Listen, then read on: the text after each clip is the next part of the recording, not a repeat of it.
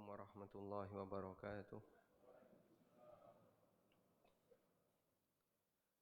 Alhamdulillahi rabbil alamin. Wassalatu wassalamu ala ashrafil mursalin Nabiyyina wa maulana Muhammadin wa ala alihi wa sahbihi ajma'in. Wa ashhadu an la ilaha illallah wahdahu la syarikalah. Wa ashhadu anna Muhammadan abduhu wa rasuluh. Salawatu Rabbi wa salamu alaihi wa ala alihi wa ashabihi wa man tabi'al huda ila yaumiddin. Alhamdulillah, puji syukur kita haturkan kehadirat Allah Azza wa Jal.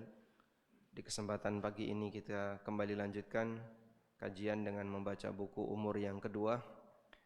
InsyaAllah kita mau bicara tentang masalah amal membuat sumur. Jadi balik dulu di halaman 50, nanti terus lompat lagi insyaallah. Membuat sumur. Coba kita baca dulu. Membuat sumur sehingga orang lain bisa mendapatkan air minum. Termasuk di antara amal yang pahalanya terus mengalir. Karena memberi minum orang lain termasuk amal yang mulia. Dalam hadis dari Abu Hurairah radhiyallahu anhu, Nabi sallallahu alaihi wasallam bersabda, "Baina rajulun bi tariqin ishtadda alaihi al-atash, fawajada bi'ran fanazala fiha fashariba. Thumma kharaja fa idza kalbun yalhathu ya'kulu ath-thara min al-atash." Jadi kenapa membuat sumur itu pahalanya besar ketika dimanfaatkan oleh orang lain? Karena dia memberi banyak kebaikan bagi lingkungannya. Dan salah satunya adalah memberi minum bagi orang yang berada di sekitarnya. Yang minum bisa jadi manusia, bisa jadi binatang, termasuk juga digunakan untuk pengairan tanaman. Maka fungsi sumur misalnya ini enggak dipakai untuk minum manusia, tapi untuk pengairan sawah atau pengairan tanaman. InsyaAllah yang membuat sumur itu dan bisa diakses oleh orang lain tetap mendapatkan pahala. Sumur-sumur di tengah sawah itu warnanya apa biasanya? Coklat, budak ya. Maka dia tidak diminum manusia, tapi sumur di tengah sawah ini biasanya dipakai untuk apa? Pengairan sawah yang ada di sekitarnya. Nabi SAW bersabda tentang keutamaan memberi minum binatang. Baina rajulun bi tariqin, ada seseorang yang melewati sebuah jalanan. Ishtadda alaihi al-atash, dan dia mengalami kehausan yang sangat parah. Dia sangat kehausan. Fawajada bi'ran, kemudian dia menjumpai sumur di tengah perjalanan. Fanazala fiha fashariba, akhirnya dia turun ke dalam sumur itu, fashariba, dan dia minum airnya. Thumma kharaja, kemudian dia keluar. Fa idza kalbun yalhath, ternyata di atas ada seekor anjing yang sedang menjilat. Ya'kulu thara, makan ath-thara, tanah yang ada di sekitarnya. Dia menjilati tanah. Minal atashi, karena kehausan. Sampai anjing itu menjilati tanah. Faqala ar-rajul, maka orang ini mengatakan, laqad balagha hadzal kalba minal atash mithlu alladhi kana balagha minni. Anjing ini mengalami kehausan sebagaimana yang tadi aku alami. Dia menyamakan nasibnya. Aku tadi seperti dia, dan aku sudah berhasil minum, dia belum bisa minum. Tapi anjing ini tidak bisa masuk ke dalam sumur. Kalau dia masuk ke sumur, nggak bisa naik. Fanazala al-bi'ra famala'a khuffahu ma'an. Akhirnya orang tadi turun ke dalam sumur, dia penuhi sepatunya dengan menggunakan air. Jadi namanya orang naik anggota badan utama apa Pak? Tangan. Sementara dia tidak mungkin bawa air dengan menggunakan dua tangan terus naik dari bawah sumur ke atas. Maka wadah yang dia gunakan apa? Sepatu. Sepatunya diisi air terus digigit. Nah, setelah itu dia naik. Usaha seperti ini bukan usaha yang ringan. Sehingga jangan melihat memberi minum anjingnya, tapi lihat perjuangan orang ini dalam memberi minum itu anjing. Fasaqal kalba, lalu dia memberi minum anjing itu. Baik. Waktu kejadian ini dilakukan, apakah orang ini memviralkan? Ya? Tidak. Jadi kira-kira dia waktu melakukan itu pamer enggak? Pamer atau tidak? Tidak. Enggak ada yang lihat. Makanya sebagian ulama menjelaskan kenapa pahala orang ini besar. Di samping usaha yang tadi dia lakukan, salah satunya adalah tidak ada motivasi yang lain yang dilakukan oleh orang ini untuk memberi minum anjing tadi dalam bentuk dilihat oleh orang, dipuji oleh orang, diviralin di tengah masyarakat, di video, kemudian biar semua orang tahu. Tidak. Dia tidak punya faktor seperti itu. Tapi Masya Allah, amal yang rahasia, yang tidak ketahuan orang lain, ketika Allah berkehendak untuk diabadikan, jadi viral. Sehingga hadis ini kita baca dan seluruh masyarakat yang lain tahu. Tidak hanya yang ada di Masjid Al-Furqan. Hadis ini diriwayatkan oleh siapa? Bukhari Muslim.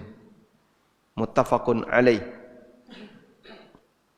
Hadisnya diriwayatkan oleh Bukhari Muslim. Dibaca oleh sejumlah manusia yang kita tidak tahu berapa jumlahnya. Bisa ribuan, bisa jutaan. Sehingga jadi viral setelah kejadiannya berlalu. Maka demikianlah ketika Allah mengabadikan amal para hamba, walaupun pelakunya sudah meninggal, tapi amalannya tetap viral. Fasyakarallahu lahu faghafara lahu, lalu Allah berterima kasih kepadanya. Kok bisa Pak Allah berterima kasih? Salah satu di antara nama Allah Syakirun. Nama Allah di antaranya apa? Syakirun. Fa innallaha syakirun alim. Dan juga nama Allah Syakur. Di antara nama Allah Syakir dan Syakur. Enggak kelihatan. Masya Allah.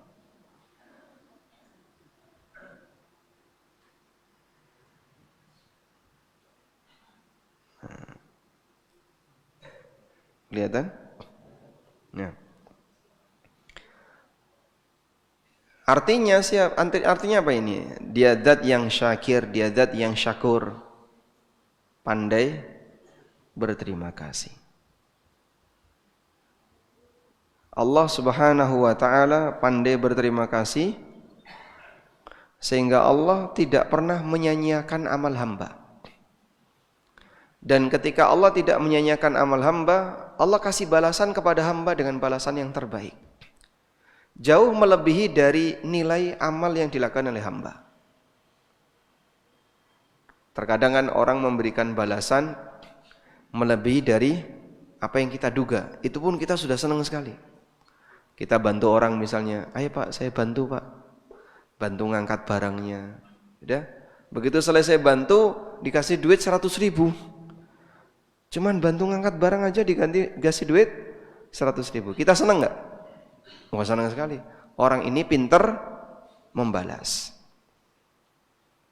Atau misalnya ada orang kehujanan, Anda pinjemi payung. Lalu payungnya dikembalikan, Anda dikasih mantol. Oh, saya tadi cuma minjemi payung, malah dikasih mantol. Sehingga ketika Anda mendapatkan balasan yang baik, atau lebih baik daripada apa yang Anda lakukan, Anda merasa bahagia. Dan Allah Subhanahu wa taala memberi balasan yang jauh lebih baik dibandingkan amal hamba. Makanya Pak, kalau diminta untuk mengukur Pak, amal manusia dengan surga itu seimbang atau tidak? Seimbang atau tidak? Tidak? Kenapa?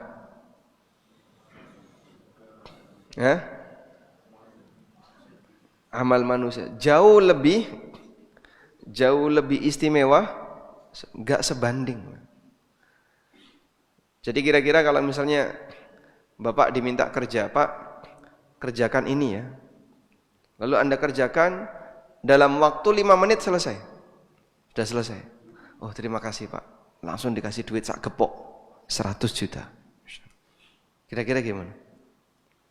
Wah, ini kelebihan. Saya cuma ngerjakan 5 menit. Tidak apa-apa, Pak. Itu untuk Bapak semua. Duit 100 juta Zimbabwe. Berapa rupiah itu? Baik. Intinya kalau seseorang dia beramal dikasih balasan yang jauh lebih besar, itu tentu tidak berimbang. Tapi demikianlah Allah Subhanahu wa taala memberikan balasan kepada hambanya jauh melebihi dari amal hamba. Makanya Nabi sallallahu alaihi wasallam mengatakan, la yadkhulu ahadun al-jannata bi'amalih. Seseorang tidak masuk surga sebanding dengan amalnya. Wala anta ya Rasulullah. Apakah termasuk Anda ya Rasulullah? Jawab Nabi sallallahu alaihi wasallam, wala ana, termasuk aku. Illa anna Allah yataghammadani birahmati. Hanya saja Allah Subhanahu wa taala meliputiku dengan rahmatnya. Maksudnya orang tidak masuk surga karena amalnya, artinya antara surga dengan amal itu tidak sebanding. Jauh lebih istimewa surga yang disediakan oleh Allah Subhanahu wa taala. Kita lanjutkan. Allah Subhanahu wa taala berterima kasih kepada sang hamba, faghafaralah, lalu Allah mengampuninya. Dan di sini kita bisa melihat bahwa manusia memberi atau berbagi kepada yang lain. Berbagi kepada yang lain. Ketika manusia berbagi kepada yang lainnya, sebenarnya yang dia kasihkan itu miliknya atau hanya titipan untuknya? Ya. Yang dia kasihkan itu punya siapa, Pak? Punya Allah.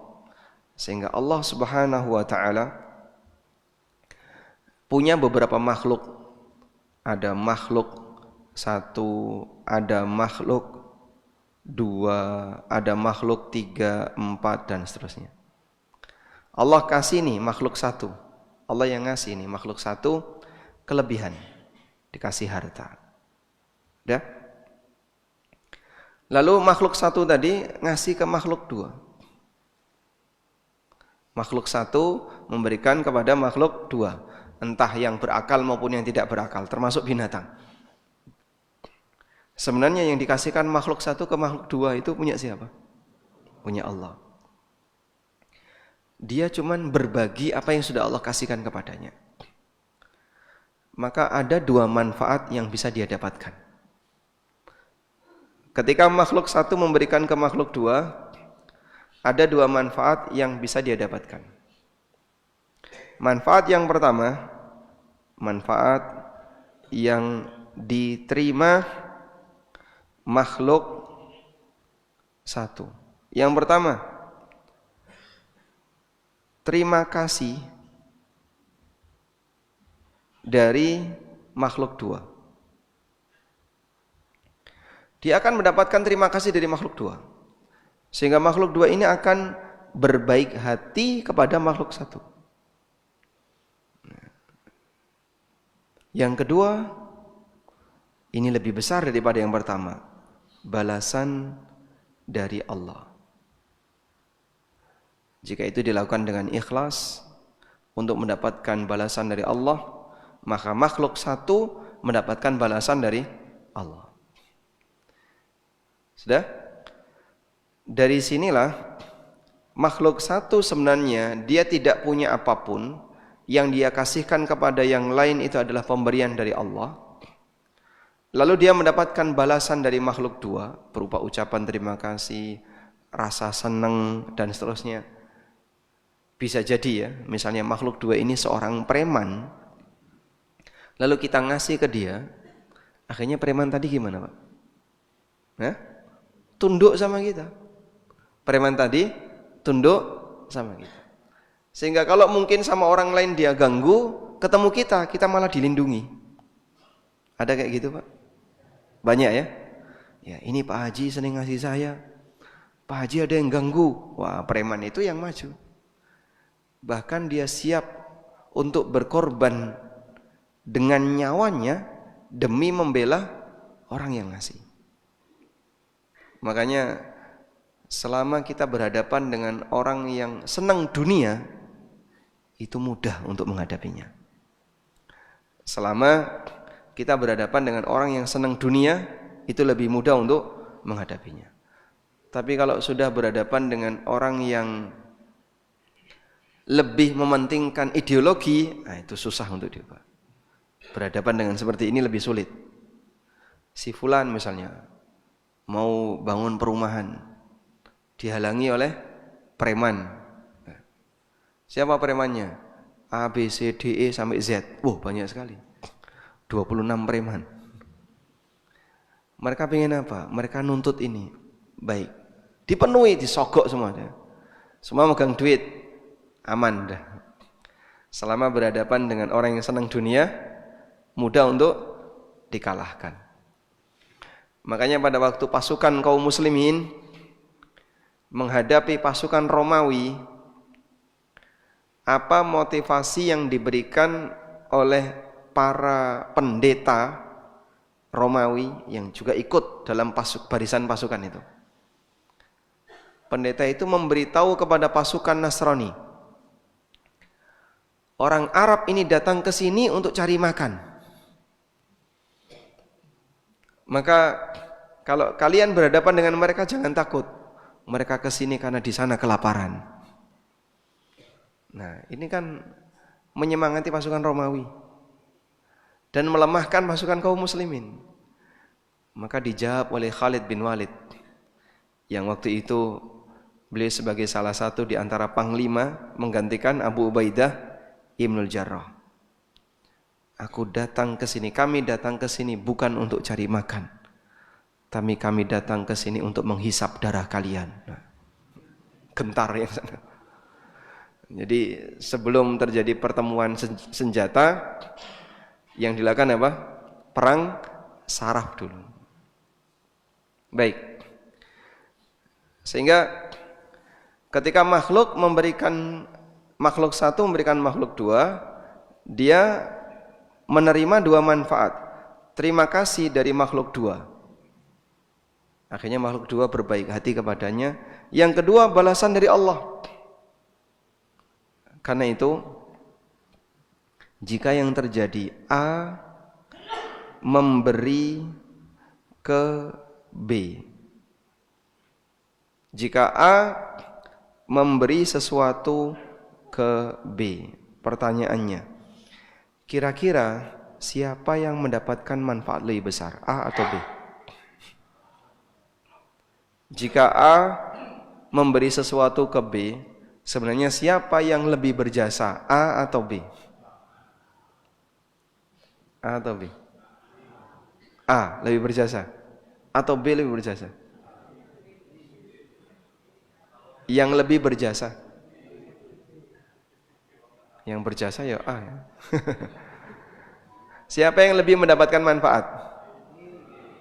A atau B? Kalau enggak A, B, Pak. Jika A memberi sesuatu kepada B, siapa yang lebih berjasa? A berjasa. Dia sudah ngasih sesuatu kepada B. Siapa yang lebih mendapatkan manfaat?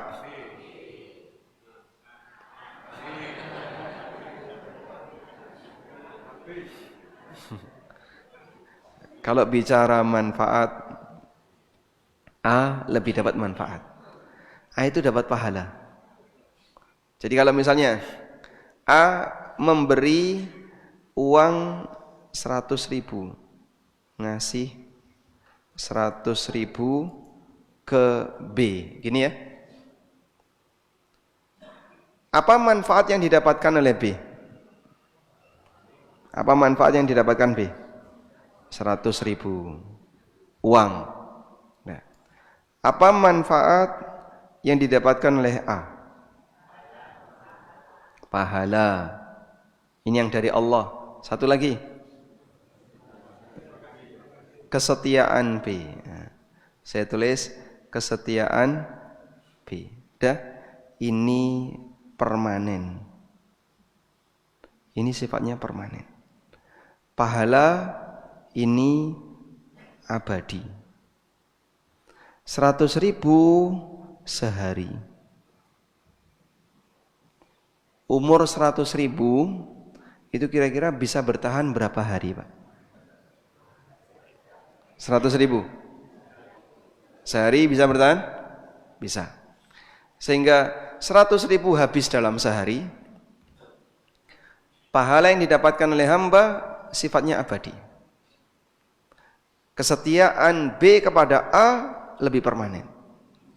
Kemarin saya dikasih Pak itu 100.000. Setiap ketemu matur suwun nggih Pak. Ketemu matur suwun, bolak-balik matur suwun. Padahal cuma ngasih sekali 100.000, tapi setiap ketemu diingat-ingat ya. Sampai ketika kita posisi membutuhkan, dia datang membantu. Bapak butuh apa Pak? Saya bantu Pak. Masya Allah. Wong Jawa dipangku mati. Wong Jawa dipangku mati. Begitu dia sudah pernah dibantu, maka dia akan selalu loyal dengan kita. Ya. Maka sering berbaik hati kepada orang lain, sebenarnya kita sendiri mendapatkan banyak manfaat. Kita lanjutkan. Lalu para sahabat bertanya, Ya Rasulullah, wa inna lana fil bahaimi la ajra? Ya Rasulullah, apakah kita bisa mendapatkan pahala ketika memberi makanan kepada binatang? Faqala, kemudian Nabi SAW mengatakan, fi kulli dhati kabidin ratbatin ajrun. Setiap kebaikan yang kita berikan kepada makhluk hidup, kabidin ratbah, kabid artinya liver, ratbah yang basah. Setiap kita memberikan kebaikan kepada makhluk yang livernya basah, maksudnya hidup. Fi kulli dhati kabidin ratbah ajrun. Setiap kebaikan yang kau berikan kepada orang lain ada nilai pahalanya, bahkan termasuk kepada binatang. Mungkin di antara Bapak Ibu ada yang punya binatang piaraan. Ada yang ngerawati kambing, ngerawati sapi, kucing. Ya minimal ngerawati apa yang di rumah. Enggak punya kucing ya Pak? Hah? Apa di dalam rumah? Adanya semut. Itu binatang piaraan enggak? Bukan, kecoa itu enggak masuk ya? Enggak masuk. Nah, binatang-binatang pengganggu seperti cicak, tokek, kecoa, semut boleh diusir. Tikus apalagi boleh dibunuh. Cicak boleh dibunuh. Ini tidak masuk kategori binatang piaraan. Tapi kalau binatang yang sifatnya dia tidak ganggu, kemudian Anda pelihara seperti kucing, maka memberi ini bernilai pahala. Sehingga ada satu kelebihan. Orang muslim memberi makan kucing dapat pahala. Yang tidak beriman memberi makan kucing enggak dapat apa-apa. Demikianlah mahalnya iman. Setiap kebaikan yang kita lakukan tidak ada yang disia-siakan oleh Allah Ta'ala. Baik. Jika hanya memberi minum seekor anjing bisa menyebabkan semua dosanya terampuni, bagaimana pula dengan orang yang membuat sumur yang bisa dimanfaatkan oleh banyak orang? Tentu pahalanya sangat besar. Tapi ini jika sumurnya bisa diakses banyak orang. Tapi kalau sumurnya cuman di dalam rumah, orang lain nggak bisa ikut membantu, orang lain tidak bisa ikut mengambil, ya nilai pahalanya tidak sebanyak ketika orang lain bisa mengambil. Baik. Ada satu peristiwa ya.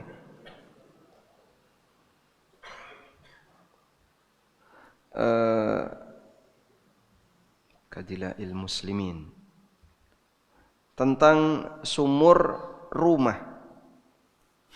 Nah.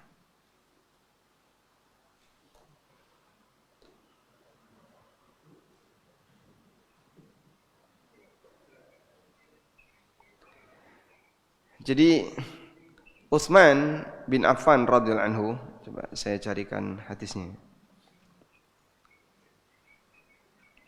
Ma'adila'il muslimin teksnya.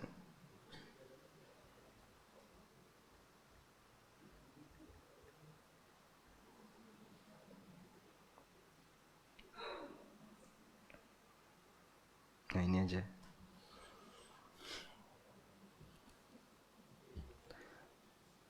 Nabi SAW ketika di Madinah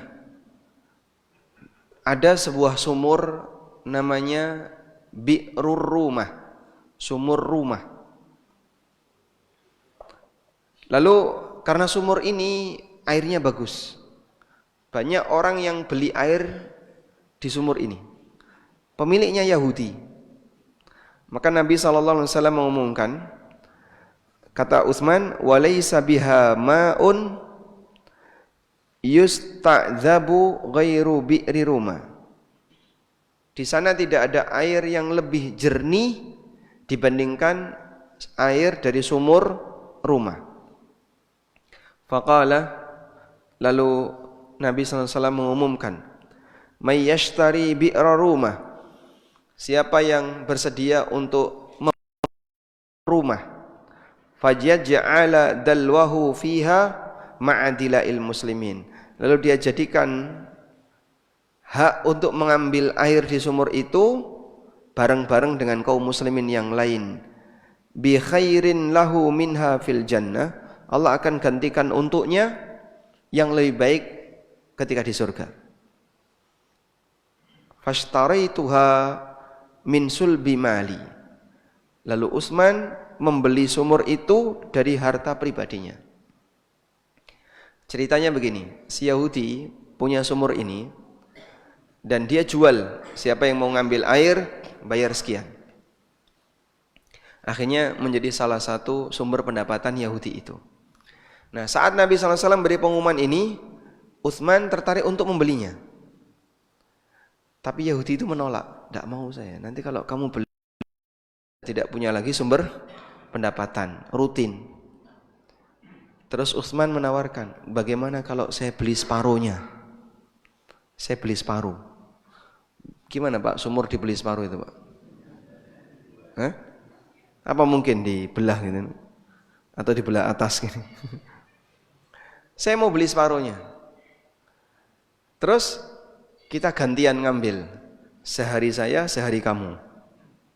Jadi kalau hari saya yang berhak ngambil, hari kamu yang berhak ngambil. Setuju Yahudi itu? Ya sudah. Dia berpikir karena dia masih punya separuh, nanti bisa dijual. Di hari dia bisa dijual. Akhirnya setuju, dibeli separuh. Utsman kemudian mengumumkan, siapa yang mau mengambil air, silakan ngambil air di hari saya.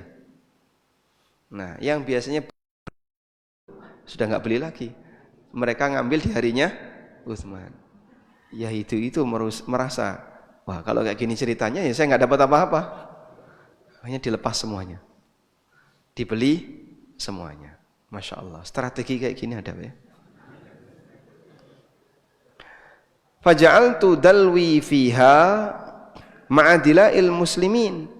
maka aku berikan hakku untuk mengambil air, kami serahkan kepada kaum muslimin. Sehingga kaum muslimin yang mau ngambil silahkan. Kita punya hak yang sama. Itulah wakaf. Objek wakaf itu antara wakif dengan orang-orang yang ingin mendapatkan manfaat, mereka punya hak yang sama. Sehingga misalnya bapak wakaf masjid, yang wakaf boleh nggak sholat di masjid itu? Tidur di masjid itu? Boleh? Loh Pak, katanya sudah diwakafkan, kok masih tidur di sini Pak? Nggak boleh Pak. Wakaf itu kita punya hak bersama. Makanya kenapa zakat itu tidak boleh untuk masjid? Karena muzaki nanti turut memanfaatkan. Sehingga si A misalnya zakat dia gunakan untuk bangun masjid X dekat rumahnya. Nah si A sholatnya di situ, wudu di situ, kadang tiduran di situ, pakai AC masjid itu. Berarti kan manfaatnya ada yang kembali kepada si A. Padahal zakat tidak boleh seperti ini. Sehingga masjid itu tidak dibangun dari dana zakat, tapi dibangun dari dana wakaf. Wakaf jalan, boleh nggak yang wakaf ikut lewat? Boleh? Kenapa? Karena jadi milik bersama. Sehingga ketika itu sudah jadi milik bersama, siapapun boleh memanfaatkan, dia sekalipun juga boleh memanfaatkan. Baik. Maka Utsman memanfaatkan sumur tadi sebagaimana kaum muslimin, dan Nabi SAW memberikan janji yang membeli sumur rumah kemudian dia persilahkan kaum muslimin untuk mengambil airnya, dia akan digantikan oleh Allah dengan pahala yang lebih baik untuknya di surga. Nah, dan sumur itu jamaah, di antara keistimewaannya, sumur itu kan dalam bahasa Arab birkah. Sumur bahasa Arabnya apa? Birkah. Dari kata barokah. Dari kata barokah. Barokah artinya sesuatu yang kebaikannya banyak. Maka sumur disebut birkah karena kebaikannya banyak. Dibiarkan enggak pernah luber, diambil terus airnya enggak pernah habis. Salah satu di antara keistimewaan sumur. Lalu ada yang cerita bahwa sumur rumah tadi, bi'ru rumah yang tadi dibeli oleh Utsman, ada yang bilang ini dipakai untuk mengairi ladangnya Utsman. Sampai akhirnya berkembang, hasilnya itu dimanfaatkan untuk wakaf. Akhirnya jadilah rekening Utsman. Dan ada hotel Utsman bin Affan. Tapi informasi itu enggak benar semua. Yang mungkin cukup banyak tersebar di masyarakat, informasi itu enggak benar. Kenapa ada rekening atas nama Utsman? Dan memang ada rekening di Saudi atas nama Utsman bin Affan. Itu ceritanya ada orang, kalau enggak salah Turki ya, mereka membuat rekening atas nama Utsman dan diizinkan, sehingga di sana ada rekening atas nama orang yang sudah enggak ada. Lalu orang wakaf duit dimasukkan ke situ. Akhirnya setelah disebarkan, banyak yang nyumbang di situ. Jadilah dana yang cukup besar. Dan ada hotel Utsman, tulisannya Hotel Funduk Wakaf Utsman. Ada enggak gambarnya? Funduk.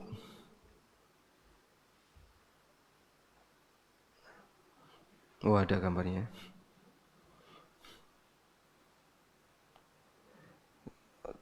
Nah, ini tulisannya. Ini kalau terbaca, itu tulisannya Hotel Wakaf Utsman. Kebaca enggak ini? Enggak kebaca, Pak. Ini tulisannya Funduk Wakaf Utsman. Nah, Hotel Wakaf Utsman ini wakaf, tapi atas nama, dikasih nama Utsman. Seperti Masjid Abu Bakar, Masjid Umar bin Khattab. Walaupun dananya dari kaum muslimin, bukan dari uangnya Utsman. Wallahu a'lam. Jadi yang lebih tepat itu dananya dari kaum muslimin di zaman sekarang, lalu bikin hotel diberi nama Hotel Wakaf Utsman. Bukan berarti dari dananya Utsman. Nah, ini tulisannya. Kelihatan ya? Funduk Wakaf Utsman.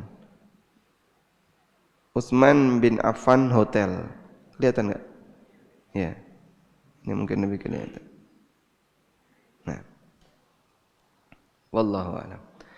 Baik, mungkin itu yang bisa kita sampaikan.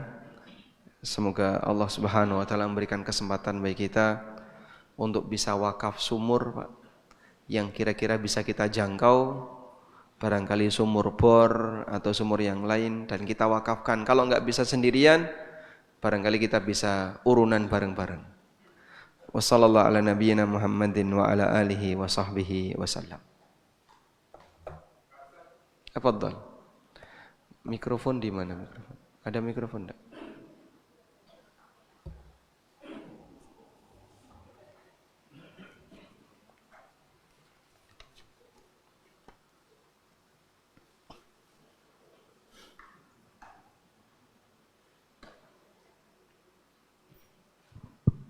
Terima kasih Pak Ustadz. Assalamualaikum warahmatullahi wabarakatuh. Waalaikumsalam warahmatullahi wabarakatuh. Mau tanya Pak Ustadz, kalau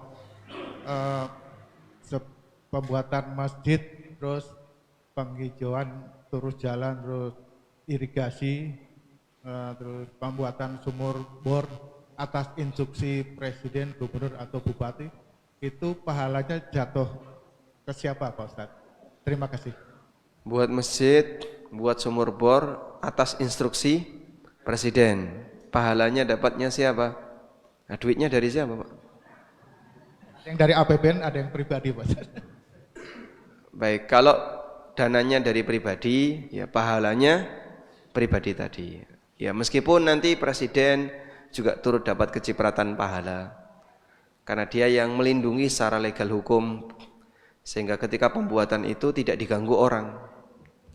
Ada banyak sekali ya, usaha lembaga yang ingin bangun masjid diganggu orang, dan negara tidak melindungi. Bahkan kadang ada yang melarang, nggak boleh Pak bangun masjid di sini Pak, karena pertimbangan sudah ada masjid yang lain misalnya.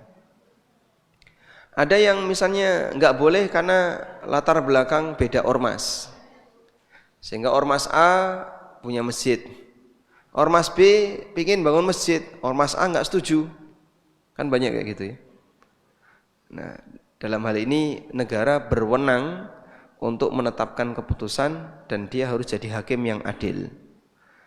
Jika negara memberikan legalitas, kemudian perlindungan hukum, akhirnya bangunan itu bisa berdiri dengan baik dan dimanfaatkan oleh kaum muslimin, maka insya Allah pemimpin turut mendapatkan pahala. Wallahu a'lam.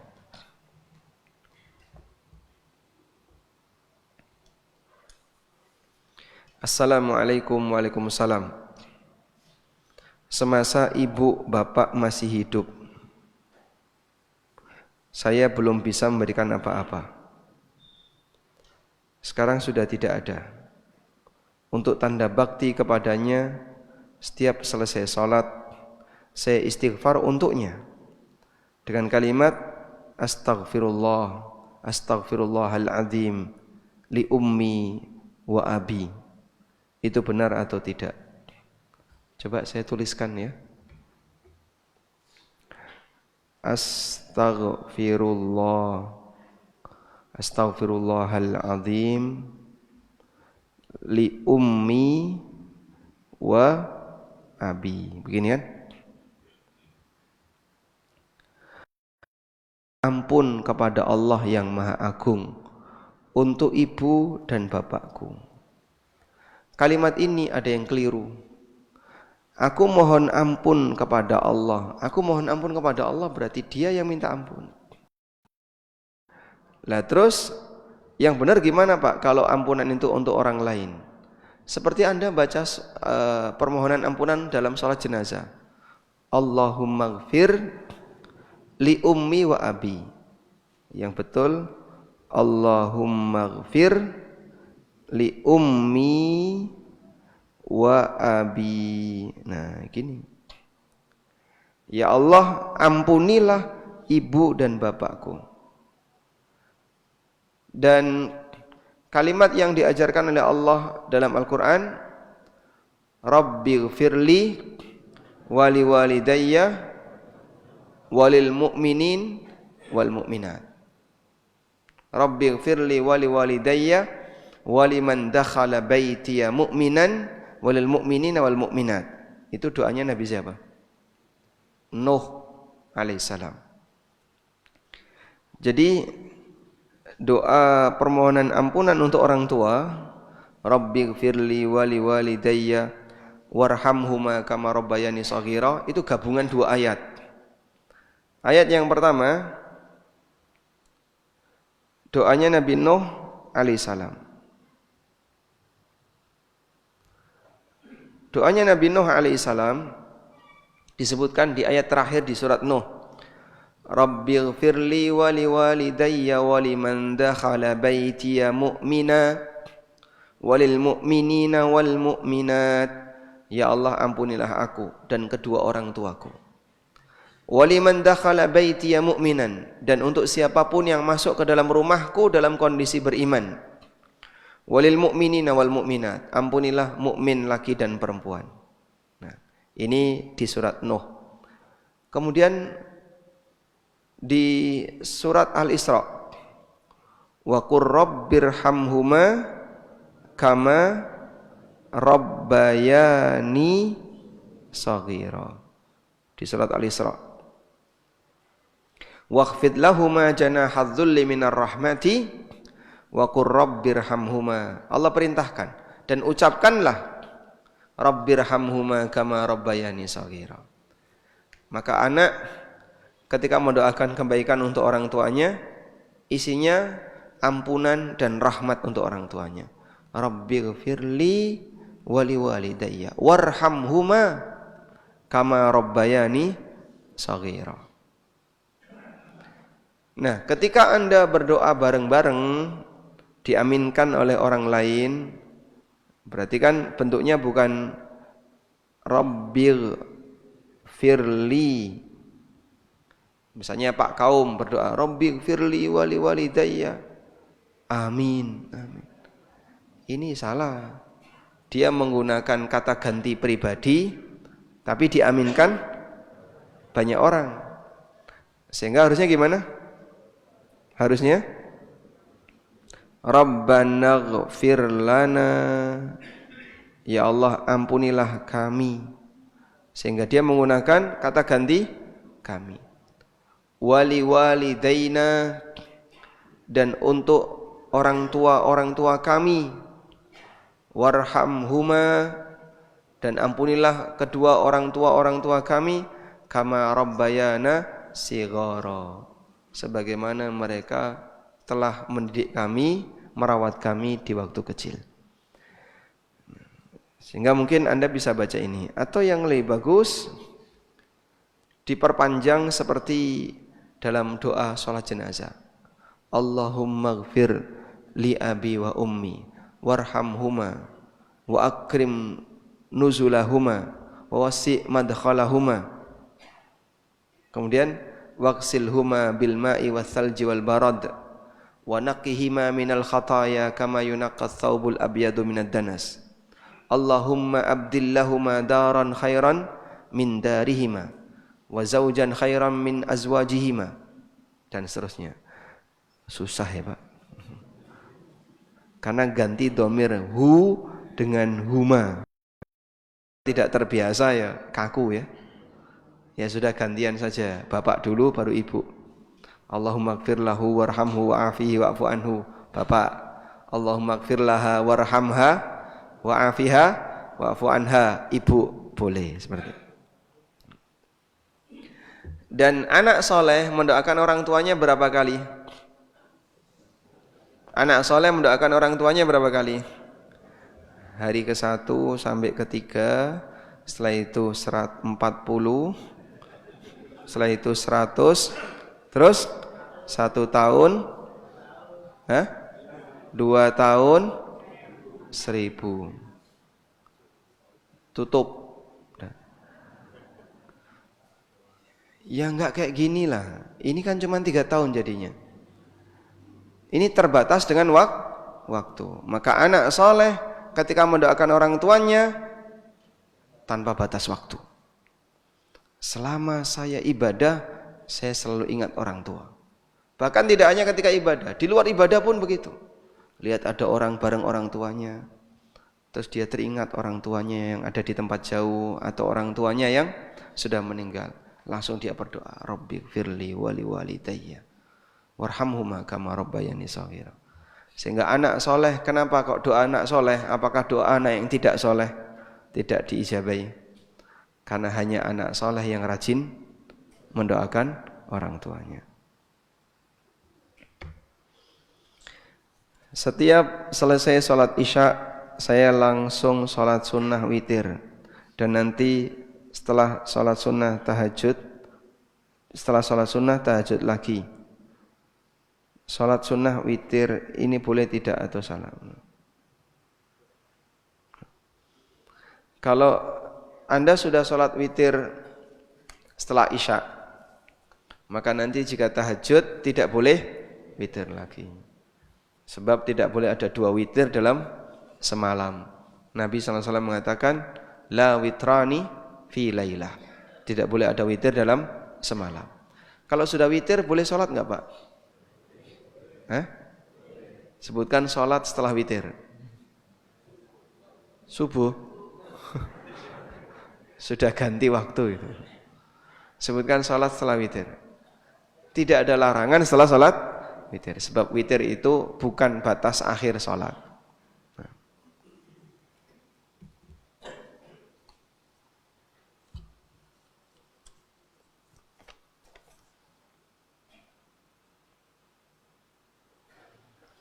Bagaimana menyampaikan nasihat dengan hikmah? Karena ada yang trauma dan kapok ikut kajian. Seorang teman yang baru mulai mengikuti tentang ustadznya di mana ngajinya, dijawab Ustadz A, dan ketika itu langsung dihujat. Itu ustadz pergerakan. Akhirnya kapok dan tidak mau datang lagi. Guru TPA saat mengajar langsung dituduh bid'ah saat mengajar, posisi masih mengajar, bukan membantu malah mencela.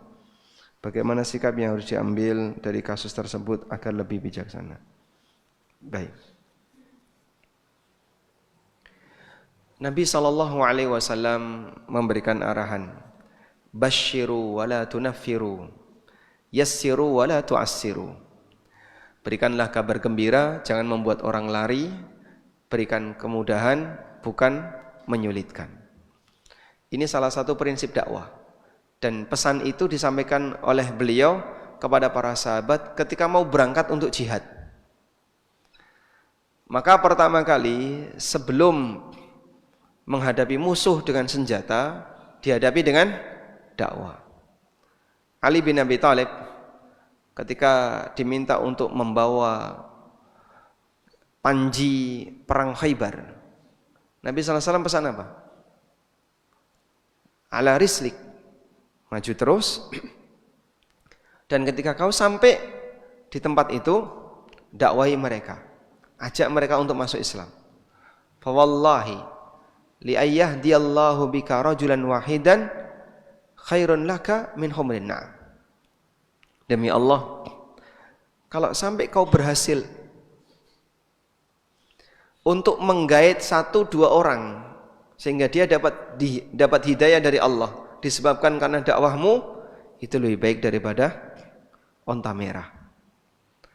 Jadi motivasinya adalah gimana menarik perhatian yang bersangkutan biar nanti tertarik dengan ajaran yang benar. Oleh karena itu, sekiranya sikap kita justru bisa jadi membuat orang makin lari karena kita belum bisa bersikap bijak, sebaiknya tahan dulu. Maksudnya gimana Pak? Jangan mudah komentar dulu. Sudah? Pendekatan yang pertama, kalau kita nggak bisa, Pak, kalau ketemu orang itu nggak bisa sabar ya Pak. Oh berarti jangan ketemu orang. Ketemu orang kok nggak bisa sabar gimana? Saya kalau setiap kali ketemu orang langsung ngegas. Ya berarti besok lagi kalau ketemu orang jangan bawa gas, bawa dawet atau apa kan, lebih adem. Anda serahkan saja ke orang lain. Anda serahkan ke orang lain. Jadi sadar diri, daripada nanti membuat orang banyak yang lari, mending ada orang lain yang lebih bisa melakukan. Ada salah satu cerita, tapi udah jam 6 ya, nggak jadilah.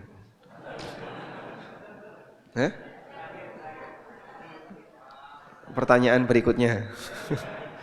Gimana Pak? Nanggung? Nah, ini kejadiannya di Jawa Timur. Jadi ada seorang ustadz ditanya, terus beliau ngasih jawaban. Ya jawabannya sesuai dengan teks hadis, disampaikan apa adanya. Proteslah jamaah.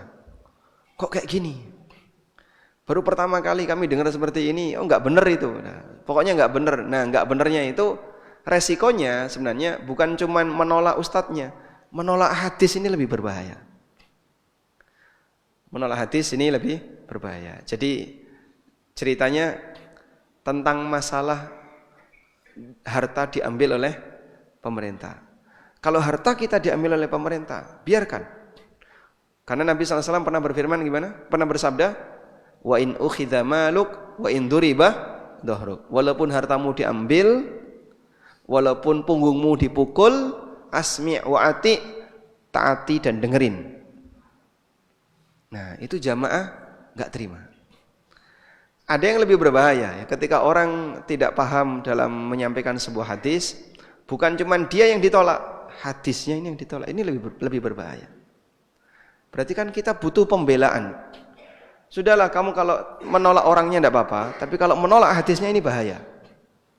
Makanya Ali bin Abi Thalib pernah berpesan, hadithul qauma bima yafhamun aturiduna ayyukadzibullaha wa rasulah.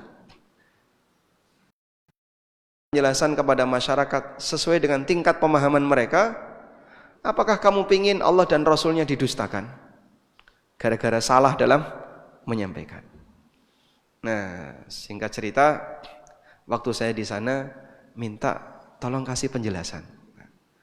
Akhirnya saya sampaikan, maksud dari hadis itu adalah Bapak taati pemerintah. Dah? Tapi kalaupun hartanya diambil, apakah ketaatan itu kita cabut? Ya, kita jadinya nggak taat, Pak. Baik. Sebenarnya Anda itu sudah mempraktekkan hadis ini, tapi belum mengerti. Anda kan bayar PBB toh? Bayar PBB enggak? Iya. Bayar pajak STNK? Iya. Harta Anda diambil pemerintah kan? Apakah ketika ketemu lampu merah ditabrak? Saya enggak terima karena duit saya diambil. Lampu merah tabrak, dilarang parkir, parkir. Apakah Anda melakukan seperti itu? Tidak. Ya kita tetap taat sama itu. Nah itu berarti Anda sudah melakukan hadis ini. Berarti dia sudah mengamalkan hadis itu. Walhamdulillah. Tapi mungkin kesannya seperti menakutkan. Padahal yang bersangkutan sejatinya sudah mengamalkan hadis itu. Maksudnya jangan gara-gara ketika Anda diambil hartanya dengan pajak yang kita serahkan kepada pemerintah, terus semua aturan di negara ini nggak diberlakukan. Saya nggak mau terima. Ini aturan pemerintah. Lampu merah sasak. Ada apa lagi misalnya? Dilarang belok, belok. Ya itu membahayakan kamu sendiri ketika berlalu lintas. Wallahu a'lam. Cukup ya. Ini insya Allah besok. Baik, mungkin demikian. Semoga yang kita bahas ini bermanfaat. Wassallallahu ala nabiyyina Muhammadin wa ala alihi wa sahbihi wa sallam. Wa akhiru da'wana anil hamdulillahi rabbil alamin. Wassalamualaikum warahmatullahi wabarakatuh.